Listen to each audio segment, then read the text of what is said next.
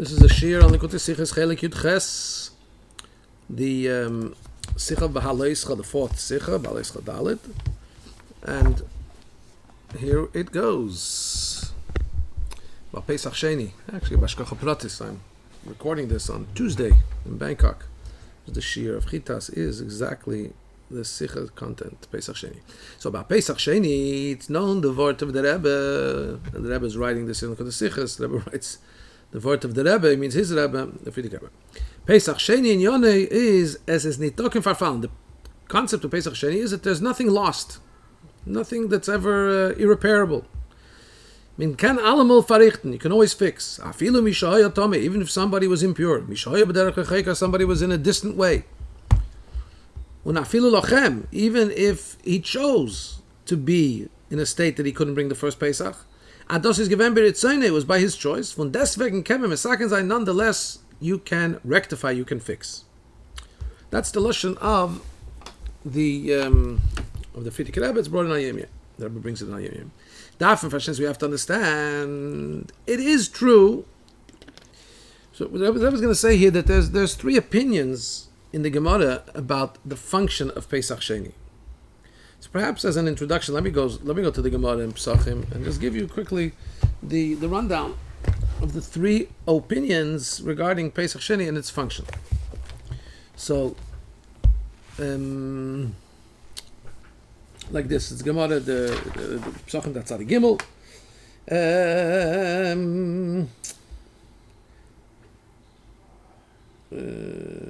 Rabbi Savar, there's a three-way argument, because there's a scenario. What happens if a ger becomes a ger between Pesach Rishon and Pesach Sheni? He wasn't obligated in the first Pesach. Or a kid becomes bar mitzvah. He wasn't obligated in the first Pesach, and now Pesach Sheni comes along. Does he have to bring a korban Pesach? So the Braisa says a ger that became converted between the two Pesachs, or a minor who became a bar mitzvah between the two Pesachs, Chayev Lasis Pesach Sheni, he has to make Pesach Sheni. That's the words of Rabbi. Even though he had no obligation in the first Pesach, come second Pesach, got to make a new korban Pesach. Because Rabbi is of the opinion that Regel Bifnei Atzmei, Pesach Sheni is its own obligation, it's its own mitzvah. Even though you weren't part of the first Pesach, you got to bring the second Pesach. Rabbi Nosson says, Kol shezokek l'rishon zokek l'sheni. Anybody who was obligated to bring the first one is obligated, if he didn't bring the first one, to bring the second one. And if he wasn't obligated to bring the first one, like in the case of a ger or a cotton, no, the second one rolls around, he's not obligated. What's the argument? The Gemara says the argument is Rabbi says Pesach Sheni is its own Yom Tov. Rabbi Nosson says no, it's fixing the first one. If you weren't obligated in the first one, you're not obligated in the second one. It fixes the second one. Actually, to be just a little bit more precise, he says it's tashlumin. It completes, it can fulfill the first one that wasn't brought, but only if you didn't bring the first one by accident. If you deliberately didn't bring the first one, yeah, even if you brought the second one, you didn't get rid really of that stain. You didn't bring the first one. That's one opinion. The next opinion is Rabbi Hanani ben Akavia. Rabbi Hanani ben Akavia says even if you deliberately didn't bring the first korban, but you brought the second one, you fixed it all up. It's takanta, it fixes the bringing the first korban. So basically there's two general approaches, which that's really why I'm teaching this from inside the Gemara. Two general approaches. There's the approach that we're fixing up or completing what was missing because you didn't bring the first one. And in that case, according to that, somebody who became a ger wouldn't, or a cotton became a mitzvah, you wouldn't bring the second Pesach. And then there's the opinion of Rabbi. Rabbi says that no, regardless of whether you were obligated in the first korban Pesach, Pesach Sheni is its own mitzvah. Regel bifnei atzmei, we're going to see the Lashon Lein and Zichah, it's its own yontif. Even though you didn't have the obligation on the first one, you got to bring the second one. So now, you tell me, what does it sound like? You can always fix. The Hayom we just said sounds like the Pesach Sheni is fixing what you missed out on the first Pesach, right? So let's understand this. It's true that when we learn a Hira and Avodas Hashem from Pnimis HaTorah and so on, sometimes it only fits according to one opinion in Torah, which is not the halacha opinion. Because since everything in Torah, both opinions in Torah is the words of living Hashem, even though only one can be the halacha, but they're both valid pieces of Torah. And that's why even when you get up in the morning and you're going to learn only Beis Shammai, which once Beis Hillel said differently, you're not even allowed, it's not even considered a Mishnah, it's not even considered a teaching that you have to reckon with. You know, we don't find between Beis Shammai and Beis Hillel that we say, you know what, Beis Hillel is lenient, but if you want to be meticulous, be stringent like Beis Shammai. No, once the halach is like Beis Hillel, Beis Shammai's opinion is not reckoned with, but it's Torah. And if you get up in the morning and you're studying that piece of Torah just about Beis Shammai, you have to make a bracha Torah. You have to make a bracha before studying it. It's Torah. Similarly, even if it's not the halacha, it's Torah, and therefore you could learn a hayra, you could learn a teaching about Avodas Hashem. However, it would be nicer to say, it's sweeter, it's easier to say, it's better to say that the hayra, the teaching we learn about Avodas Hashem, also fits according to the way the halacha is.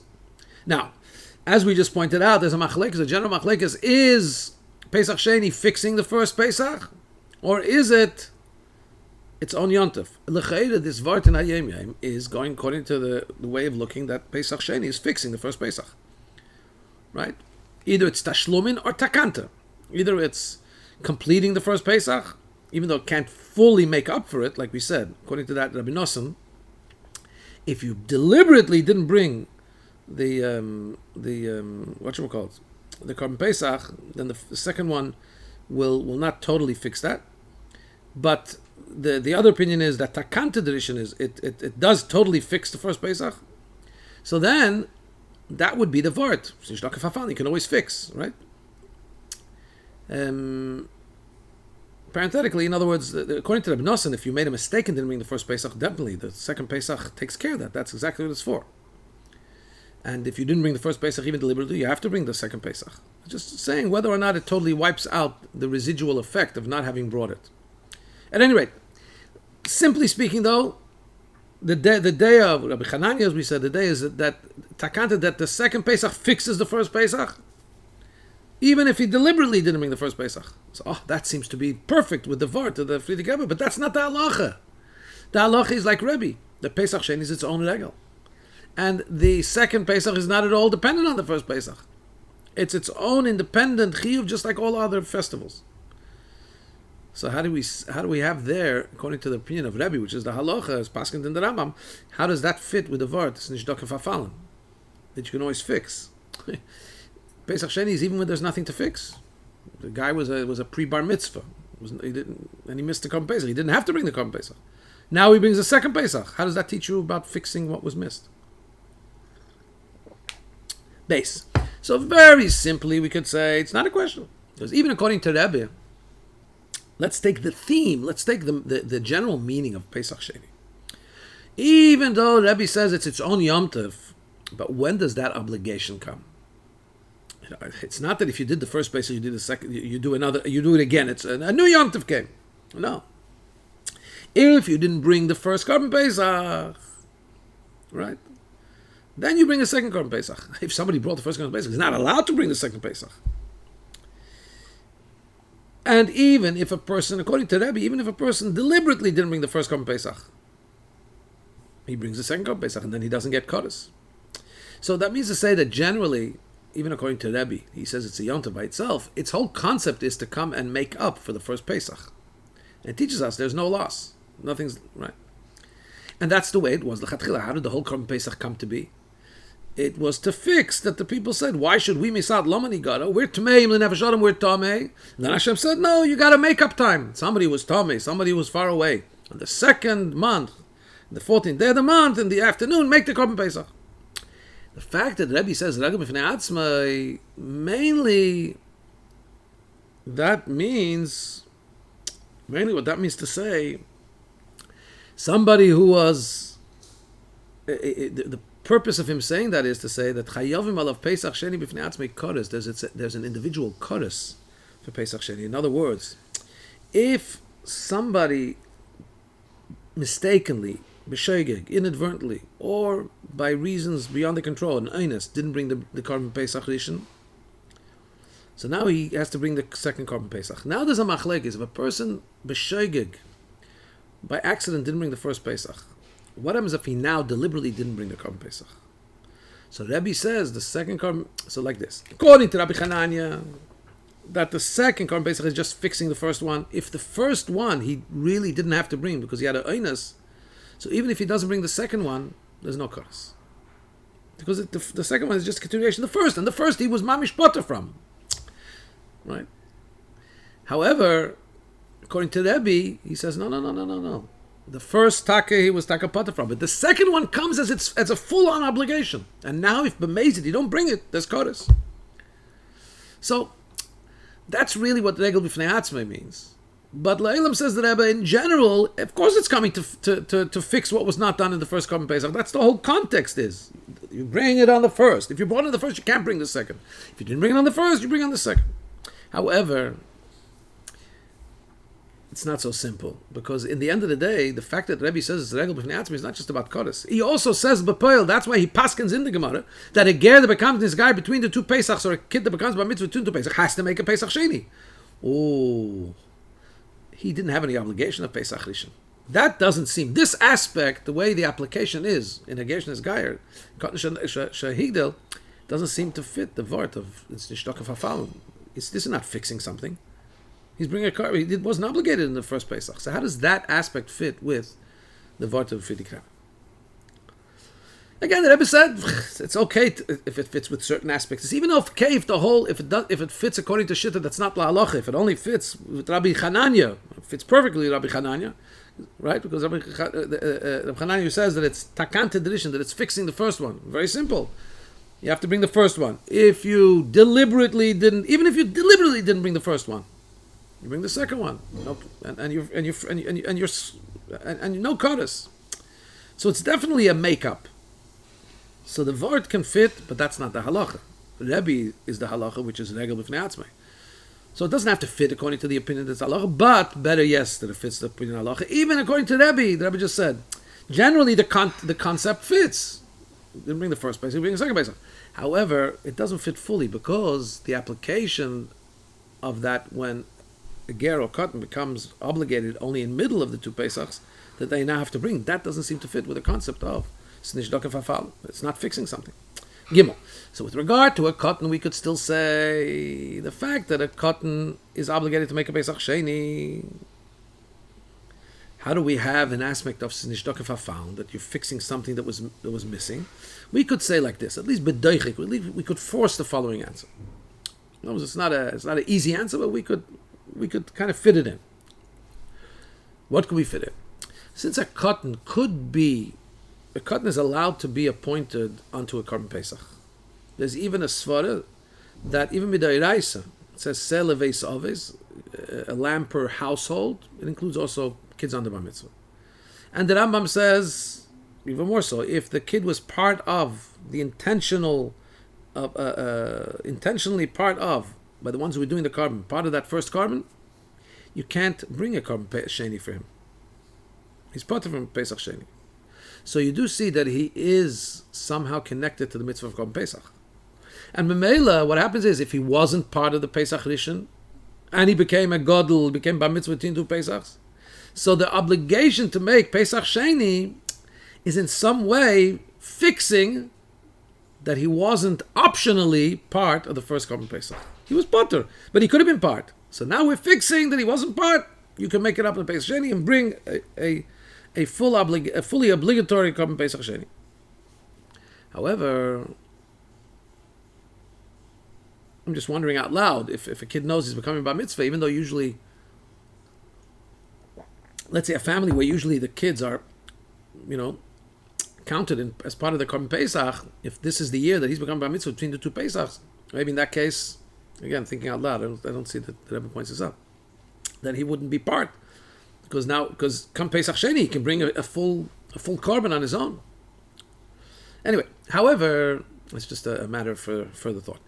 However, when it comes to a ger didn't have any connection to Pesach Rishon, he's not obligated in mitzvahs.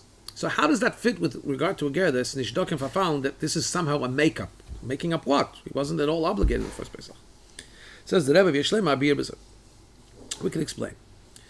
The Adrab, in a way, although it's counterintuitive, although it sounds like when Rebbe says regel b'fnei atzmei, it's only Yom Tov, it sounds like this is very much not the word of the Frierdiker Rebbe, that it's nishtoken verfallen, that he's making up something. No, it's something new. No, it's actually much more.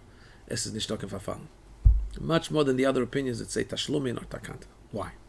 The other opinions, either that it's tashlumin edition, that it's making up for the first one, or takanta edition, it's fixing the absence of the first carbon. So the main, still what we're saying is the main Korban Pesach is 14th of Nisan. You can have a make-up date. You can fix the chiyuv of 14th Nisan, and Hashem gave you another time to be able to bring it. But the Torah didn't give you another time of Pesach. It gave you an opportunity to fix kind of retroactively back to 14th Nisan. Rabbi is saying, Hashem gave a new Yom Tov called the 14th of Iyar. There's the 14th of Nisan, the time for bringing the Korban Pesach, and then there's a new time in which you bring the Korban Pesach Sheni, Yud Daled Iyar. So not just are you fixing retroactively the omission of not bringing the first Pesach, but you have now a new time to bring the Korban Pesach. In other words, according to Rabbi, the reason you're obligated in Pesach Sheni is not because you still have a residual chiyuv obligation from the first Pesach, which is what those other opinions are. It's either tashlumin or takanta, you're either fulfilling or fixing. Back there, the 14th of Nisan. Rabbi says it's its own thing. Yud Daled Iyar is a time where you are obligated to bring a Korban Pesach if you haven't yet brought it on Yud Daled Nisan, because obviously Pesach's, the celebration of freedom, is only one Korban. So if you did the first one, so that second one doesn't apply to you. But it is a time of Pesach. The Mela, that this even more highlights this concept as nishtoken verfallen. When we say you never miss out, so if you learn that it's only fixing the first one, so okay, you're taking away the mark of omission. But Rebbe is saying much more. You're actually recreating a Pesach. Hashem gives you a new Pesach. It totally fixes what you didn't have the first Pesach, with all the details. It's a time of Pesach. You bring the Korban Pesach.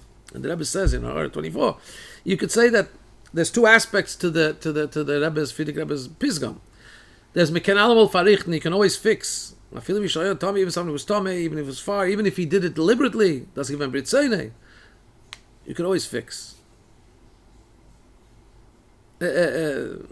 Von deswegen kann man sagen, nonetheless you can fix.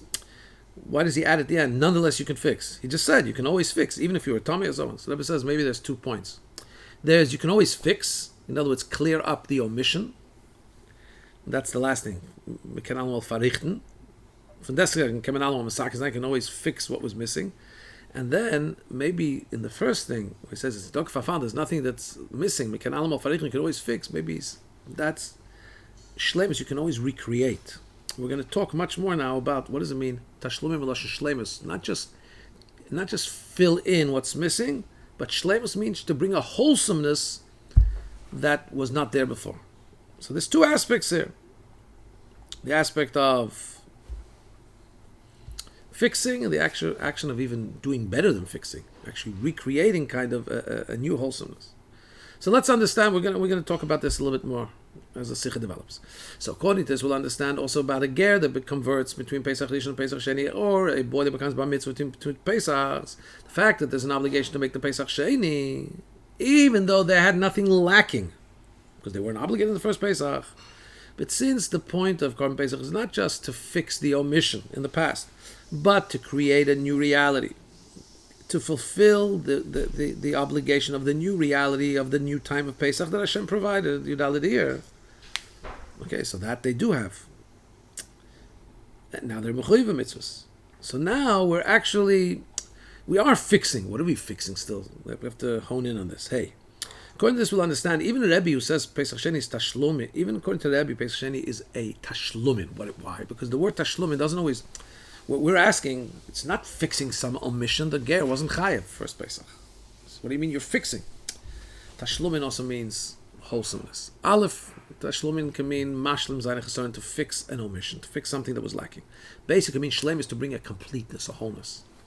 Even though there was nothing lacking without this thing, but there's more shlemus when you add this thing. And the Rebbe is going to give several examples of how we see that there's something that can add what's called shleimus, even though when it wasn't there, you can't say that there was something lacking. First of all, when it comes to selling a walled city house, it says that there's 1 year to redeem it, and it says a shana tamima, if it was there for a full year. What does tamima mean? A complete year? The Gemara says tamima means if it's a leap year, it includes also the 13th month. Why does it have to say tamima, complete year? Because without that, counting that month, it would also be called a year, but it wouldn't be a tamima. So the year wouldn't be lacking after 12 months, yet the 13th, because it's a leap year, now that 13th month becomes tamima, makes it a related, we refer to it as a tamima, as a complete, more wholesome year. Similarly, we say about the Aveda and the Beis HaMikdash, there's an Aveda that's called Aveda she'eino tama. It's not an Aveda that's complete. In other words, when is a person up? When is there a chiyuv? When is there a chiyuv there's a chiyuv that is zar? Somebody who's not a kohen is not allowed to do the service in the Beis HaMikdash. But when is there a chiyuv misa? When is there a death penalty for doing min hashamayim, for doing service in the Beis HaMikdash that only a kohen is supposed to do and a zar shouldn't do? Only when it's an aveda that's called an aveda tama, which means a completing aveda. In other words, there's nothing that needs to take place after that aveda. For example, if somebody shechted and then received the blood, the kohen has to receive the blood. Shechting can happen through a zar, through a non-kohen, but the receiving of the blood has to be done by kohen. If a zar, if a non-kohen received the blood, or took the blood to mizbeach, is not chayav. Why? Because the next stage in that process is sprinkling the blood. Aveda tama means aveda that finishes its phase of what needs to be done. For example, if a non-kohen sprinkled it, the last thing done with the blood is sprinkled on mizbeach. Or if he poured the water, the last thing done, nisuch hamayim, is pouring the water, or bringing up the carbon on the actual mizbeach. That's the last thing in that chain. So those would be called aveda tama. That would be a completing aveda, and then a zar, somebody who's non-kohen, would be punished for that. Now, when somebody did the other part of the aveda, there's nothing missing that aveda, but it's not a completing aveda because there's still something to be done afterwards. It in itself is complete aveda, yet it's not called the aveda tama. This also we find perhaps something a little bit more relatable to us.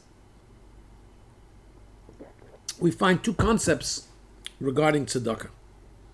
We know that there's an obligation to give the poor person whatever he's missing. Says the Gemara, you are obligated to provide him with sustenance, whatever he's lacking. What is ever lacking?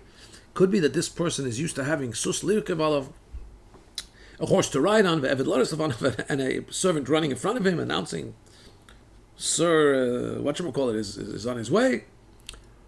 So that is an obligation of tzedakah. Then there's something that's more than that, which, by the way, you're not obligated to give the poor person. And that is la'ashrei, to make him wealthy.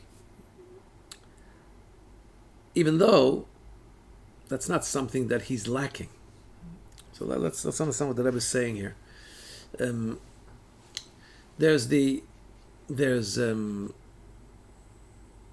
You could give a person,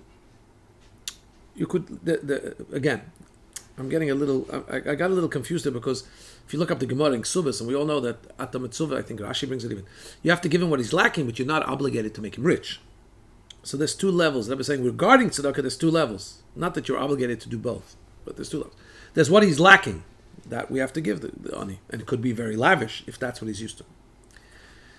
Then there's giving him wealth.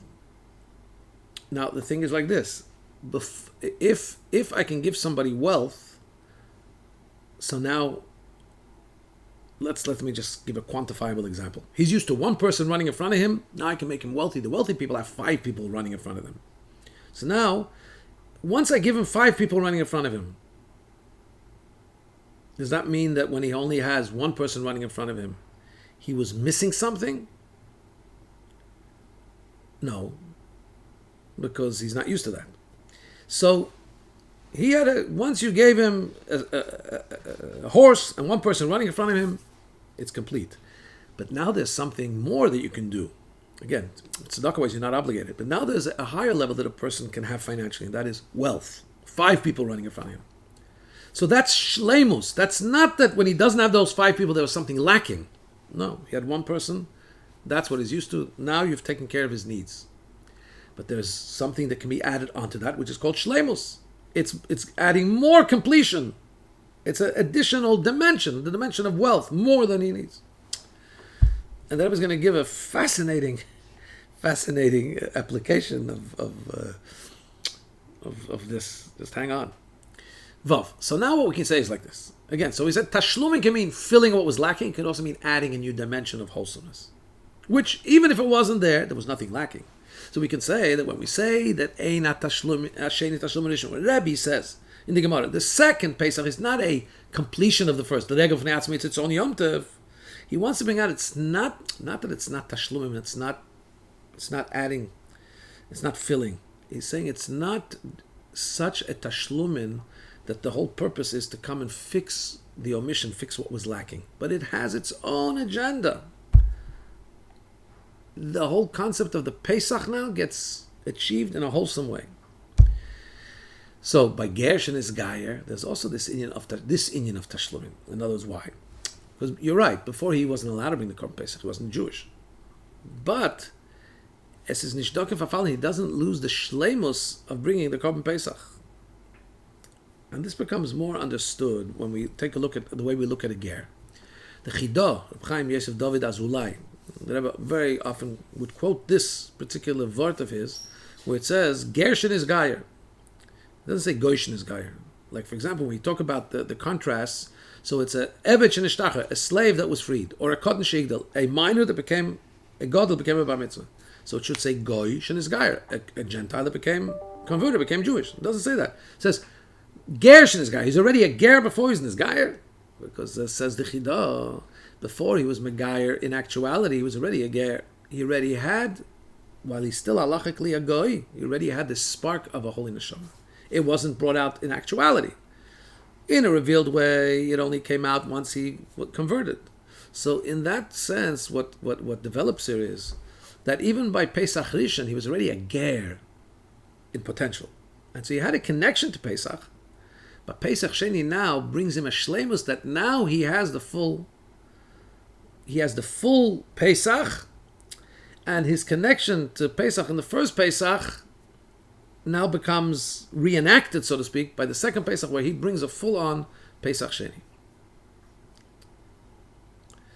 So what the Rebbe is saying is that there's, at this stage of the Sikha, the Rebbe is saying that there's shleimus, Pesach Sheni, Tashlumin, where it's just fixing the first Pesach. And then there's the second aspect, which basically in Tashlumin, it's adding an additional dimension. And in that case, the gears also benefit of that additional dimension he's getting of the Pesach. And therefore, but still in all, how does it fit with this? As Nishdokim Fafalen, you're fixing what wasn't there at the first Pesach. So we're saying the ger, he was feeling the lack of the first Pesach. He was a Gershon, this guy, he had a nitzait, so he's already connected, and now we're fulfilling it. But still, it doesn't mamish fit because there was nothing lacking then, he wasn't obligated. The Rebbe says the truth is that both Pirushim, the word Tashlumin, Zion, both in the word Tashlumin actually have to have an association. So even when we say Tashlumin as adding a wholesome dimension, it still is connected also with the pirush, aposhet, with the simple pirush, where tashlumin is fulfilling something lacking. How is that? The asbar is like this. This is a general concept, I think. Since there is the potential to have an additional dimension compared to the previous situation, so once that's not there, because it's potentially able to be there, when it's not there, it's also an omission. There's also a lack. In other words, shleimus is not just an addition, but if that addition isn't there, then it would be lacking. So now the shleimus is also fulfilling that, so that additional thing shouldn't be lacking. Like it's in Gashmias. When somebody is given wealth, right? So imagine the guy comes, he needs to be helped. The Beis Din says, we're giving him a horse and one person to ride on. That's what we're obligated from tzedakah. Let's say there's some nice people that come and say, you know what, we want to make him rich. We want to give him 5 people running in front of him. Or, they got him a Corolla, and now somebody comes and says, I want to get him a Camry. So now once he's used to that, what happens now? If he's used to that and he loses that, then it's already not, that's not a wealth. That already became his status. That already became something that now he's lacking. And now we have to provide it to him. So similarly, we could say Beruchnius also. In the Machshava, and in the Avedis HaNefesh, I would say, in thought, and in the person working with his own individual soul, with his personality. The same way it is after, right? We understand that after somebody gets wealth, then the lack of it, if he loses it, it becomes a lack, not just a removed luxury, but an actual necessity that's no longer, that he's lacking. It can also be in his thought and in his climb to wealth of any kind. Since there's a concept in the Baal Shem Tov, the place where a person projects himself, or a place where a person's mind is, he's really there in a sense, he's already there. So once a person is aiming for wealth, right? So the ashirus, this wealth and the added dimension of wholesomeness that it would bring, is now already lacking to him. In his mind, he's aiming for wealth, he's already there. Now when he doesn't have it, it's not he doesn't have an added dimension. He's lacking what is really his status. And now when he gets that ashirus, it's already no longer like an added luxury. It's filling what he's missing. And says the Rebbe, Klapi Shmai Galia, before Hashem it's known that really, now the Rebbe is going to explain, I guess, why halachically you don't have to provide for wealth. I mean, basically, if the person is projecting, I want to be rich, and now he doesn't have it, so he's lacking. So when he comes to the Beis Din, we have to give him from the tzedakah. Why don't we give him what his projection is? No. The Rebbe says, Hashem knows that he was already, before he wanted 50 people running in front of him. In other words, that when he didn't have wealth, it's already a lacking. It's something he feels that's lacking. But you don't have to give it to him from tzedakah, because lamata, down here, begashmius, there's a concept, ein l'dayin ela ma she'einav ro'eh. The judge can only judge by what he sees. Down below here, in actual practical halacha, it becomes revealed that what's actually lacking to him, it only becomes revealed what's lacking to him after he actually has it. If he became wealthy and he got used to it, now he loses it, now we have to give him back that wealth. But not because in his mind, that's where he projects himself. So to take this back to the Pesach, says the Rebbe Ches, about a ger, there was this guy between the two Pesachs. Since also before he was Megai, before he converted in actuality, he was already beforehand, as we said, a ger. He had the spark. Even though in a revealed way, that only became revealed and only became recognized when he actually converted. And halachically, that's the time when he's obligated. But then also retroactively, so you only know when somebody had the spark of a ger after he does a gir kahalach. It's kind of, you don't know. Why do we tell a ger? If somebody comes to convert, we try to push him away. We just said he has a spark. But we only know he has a spark after he fulfills the halacha of doing the gir, makes it through the process and so on. When we see he has a neshama, we say, oh, that already showed that retroactively you also had it then.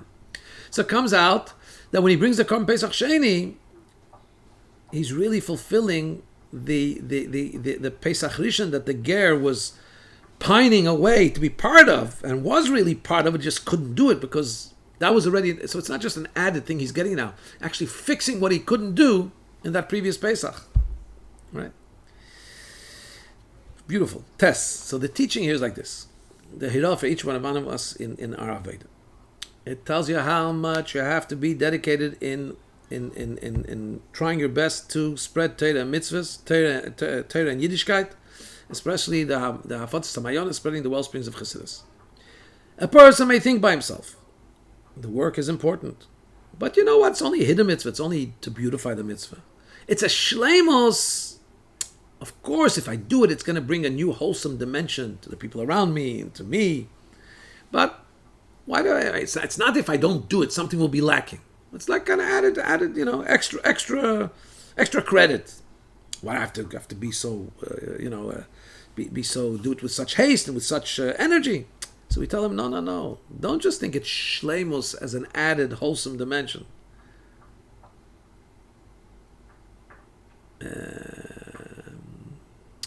It could be that actually, if you have the ability to do that, then by not doing that, you're actually doing omission. because could be that that's exactly what your neshama came down to do. And by not doing it, you're not just not doing something extra, you're actually omitting that which you could have done, and that's an omission. And that's, you're creating a chesaron. Like the Torah of Baal Shem Tov, that Kadosh Baruch Hu schickt up a neshama of der Welt. Hashem sends down a neshama to this world and lebt 70 or the 80 years, and he lives for 70 or 80 years. But the tachlis hakavonim of the shlichus is, and the purpose of his being sent down of this world could be, is suton ha'idin ha'teva, to do another Jew a favor in Gashmius bichlal, generally speaking, a physical favor, and in Ruchnis Fratanis particularly, could be a favor, a spiritual favor. Mekarvim to Torah mitzvahs.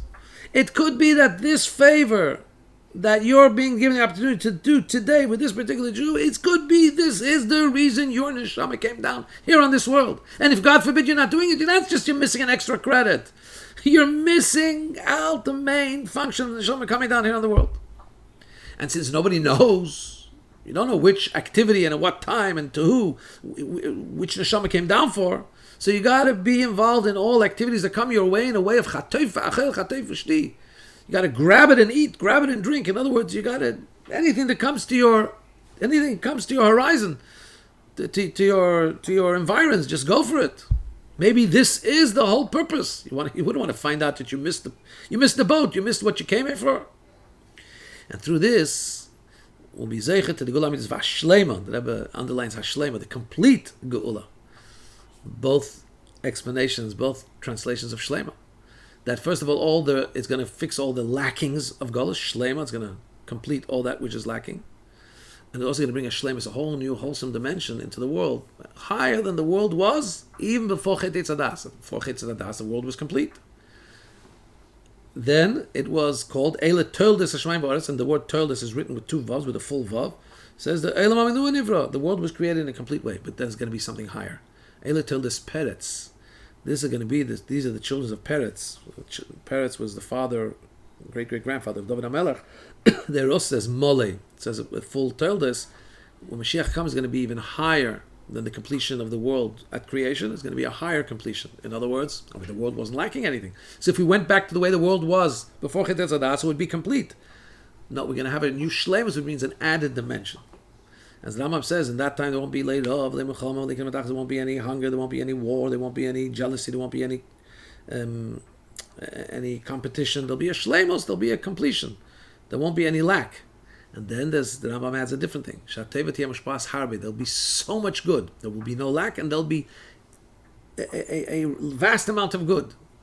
That's the next level of shlemus. And the whole occupation of the world will only be to know Hashem, and that's full shlemus. That everybody's just occupied in knowing Hashem. That should be speedily in our days. Because of mamish should be a mamish. I'd just like to add here. So some people sometimes get confused by this vart of the Baal Shem Tov, that you come down to do one favor for Yid. So, like somebody asked me today in a shir, maybe I shouldn't do the favor. I want to keep living. The Rebbe explained. I don't remember where, but I remember it's somewhere in the Mems, I believe. The Rebbe said it's not pshat chas v'shalom. After the person does that favor, he finishes his thing. It's kind of like there's a climax. There's the storyline of the person's life. It has a beginning, it has an end, it has a thing. But there's so to speak the flavor of this whole person's life. The definition of what his part of the puzzle is to do this particular thing, and for that the whole life is there. So it's not that chas v'shalom after that he passes. No. That's his mission, is to provide this cling to the whole picture. You don't want to miss that chas v'shalom. That's why you got to go for everything that comes your way. You got to go for it. That's lacha.